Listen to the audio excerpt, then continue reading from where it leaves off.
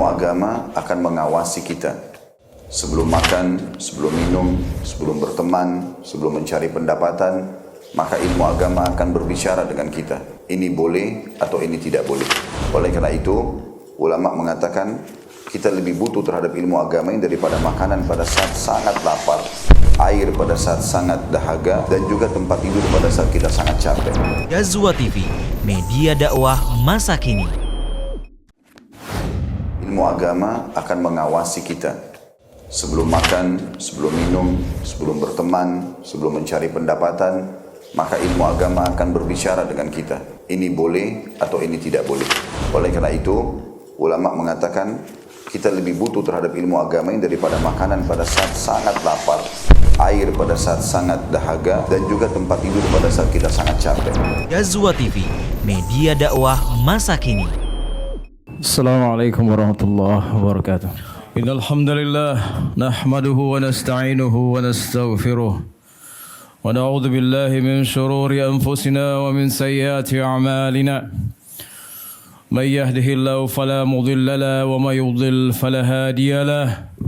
Ashhadu an la ilaha illallah wahdahu la sharika lahu wa ashhadu anna Muhammadan 'abduhu wa rasuluhu la nabiyya ba'dahu. يا أيها الذين آمنوا اتقوا الله حق تقاته ولا تموتن إلا وأنتم مسلمون أما بعد فإن أصدق الحديث كتاب الله وخير الهدي هدي محمد صلى الله عليه وسلم وشر الأمور محدثاتها فإن كل محدثة بدعة وكل بدعة ضلالة وكل ضلالة في النار.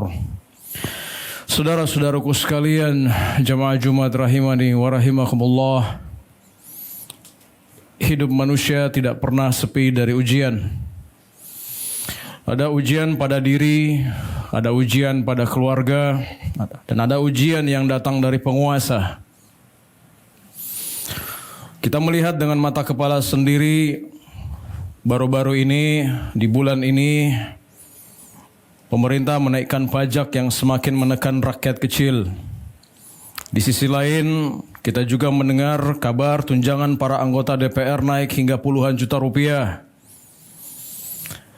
Akhirnya kesenjangan semakin nyata. Masyarakat kecil terluka, dan lebih menyakitkan lagi, sebagian dari mereka justru menampilkan kegembiraannya dengan berjoget-joget seakan-akan di atas penderitaan rakyat yang semakin susah. Di saat seperti ini, saudara-saudaraku sekalian, hati itu mudah dipenuhi dengan kemarahan, kecewa, bahkan putus asa.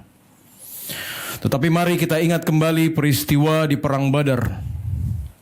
Saat itu kaum muslimin bukan sekedar miskin harta, tapi mereka juga miskin kekuatan. Jumlahnya sangat sedikit, senjatanya apa adanya. Lawannya 1.000 orang dengan kelengkapan yang sangat penuh. Secara logika tidak ada harapan untuk menang.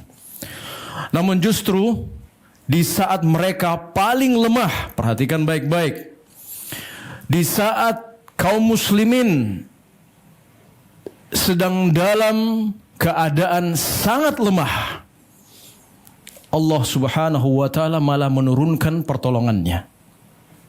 Allah subhanahu wa ta'ala berfirman, وَلَقَدْ نَصَرَكُمُ اللَّهُ بِبَدْرٍ وَأَنْتُمْ أَذِلَّةٌ فَاتَّقُوا اللَّهَ لَعَلَّكُمْ تَشْكُرُونَ. Dan sungguh Allah telah menolong kamu dalam perang Badar, padahal kamu waktu itu dalam keadaan lemah. Maka bertakwalah kepada Allah agar kamu bersyukur. Rasulullah sallallahu alaihi wasallam pada malam sebelum perang Badar dimulai, beliau berdoa dengan air mata yang terjatuh dari mata beliau membasahi jenggotnya sambil beliau mengangkat tangan. Beliau berdoa meminta kepada Allah, Allahumma anjizli ma wa'adtani, Allahumma in tahluk hadhihi al-isaba min ahli al-Islam la tu'bad fil ard. Ya Allah, penuhilah janjimu kepadaku. Ya Allah, jika pasukan kecil ini binasa, engkau tidak akan lagi disembah di muka bumi ini. Dan doa itulah yang mengundang turunnya ribuan malaikat sebagai pertolongan Allah Subhanahu wa taala. Saudara-saudaraku sekalian, hari ini rakyat kecil sedang diuji. Kita semua sedang diuji. Sebagian merasa terbebani dengan pajak, sebagian merasa kecewa melihat pejabat hidup mewah.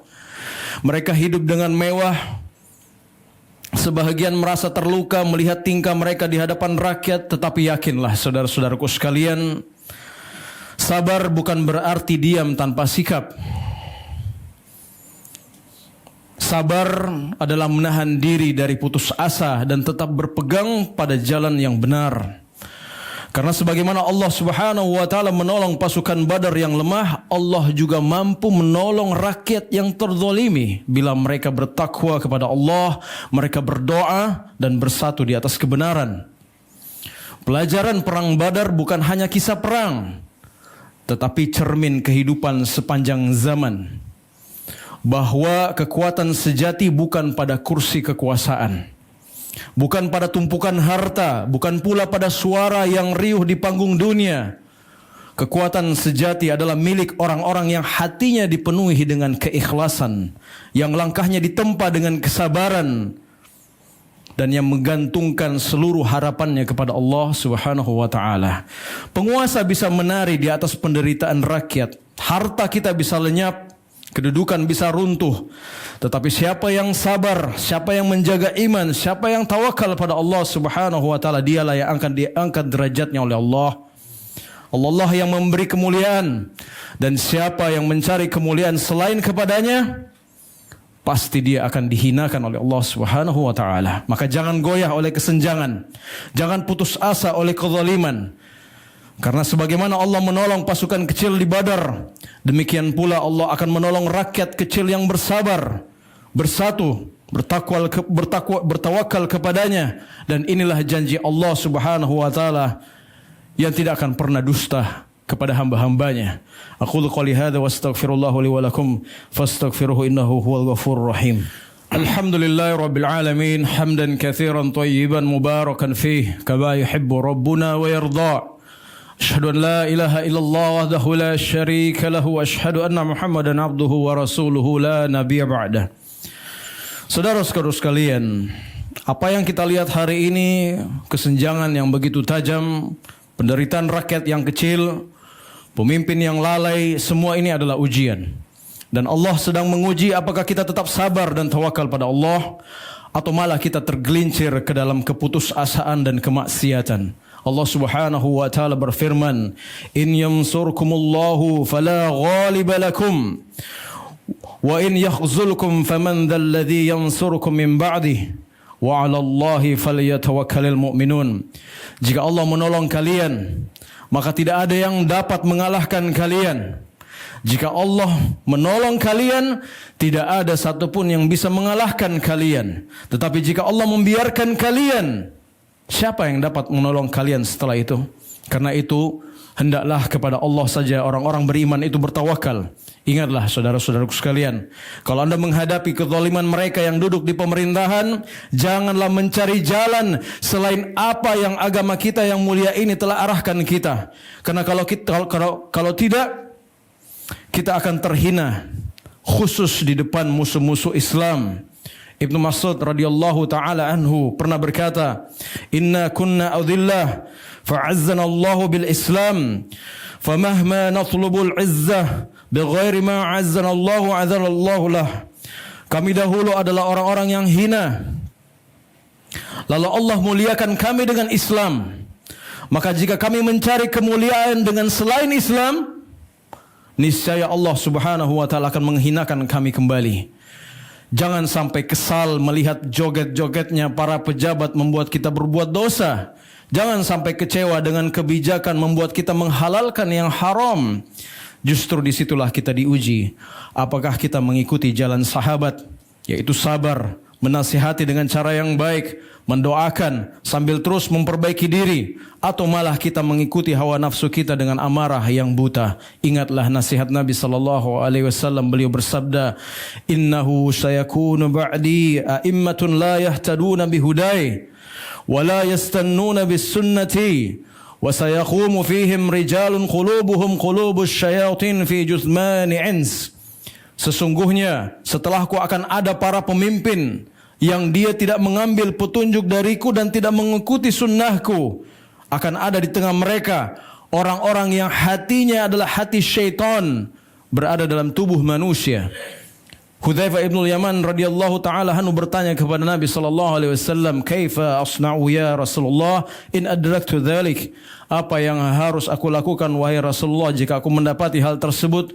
Beliau sallallahu alaihi wasallam bersabda, "Tasma'u wa tuti'u lil amr, wa in duriba dhahruk wa ukhdha maluk fasma' wa ati'." Engkau tetap mendengar dan taat pada pemimpin kalian meskipun punggungmu dipukul dan hartamu dirampas. Tetaplah dengar dan taat.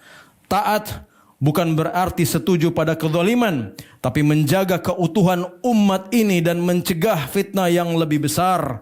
Lihatlah ketika para pendemo mengambil jalan yang bukan jalan Islam, terjadilah kehancuran, terjadilah kebinasaan, keributan di mana-mana, kejahatan merajalela. Akhirnya sekali lagi tercorenglah Islam, tercorenglah negara kita. Kita menjadi bahan hinaan, bahan tertawaan. Islam menjadi bahan ejekan. Ingatlah saudara-saudaraku sekalian, jangan takut pada sedikitnya harta, karena perang Badar membuktikan yang sedikit bisa menang.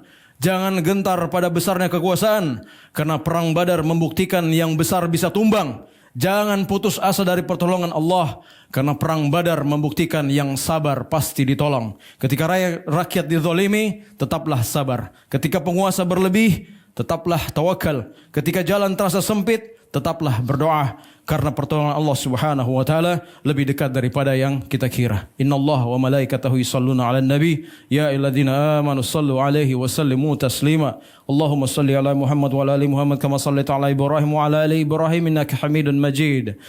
Allahumma ighfir lil muslimina wal muslimat wal mu'minina wal mu'minat al ahya'i minhum wal amwat innaka as-sami'un qaribun mujibud da'wat. Allahumma ati nufusana taqwaha wa zakkiha anta khairu man zakkaha anta وليه ومولاها ربنا آتنا في الدنيا حسنة وفي الآخرة حسنة وقنا عذاب النار عباد الله إن الله يأمركم بالعدل والإحسان وإيتاء ذي القربى وينهى عن الفحشاء والمنكر والبغي يعظكم لعلكم تذكرون فاذكروا الله العظيم يذكركم واشكروه على نعمته يزدكم ولذكر الله الأكبر والله يعلم ما تصنعون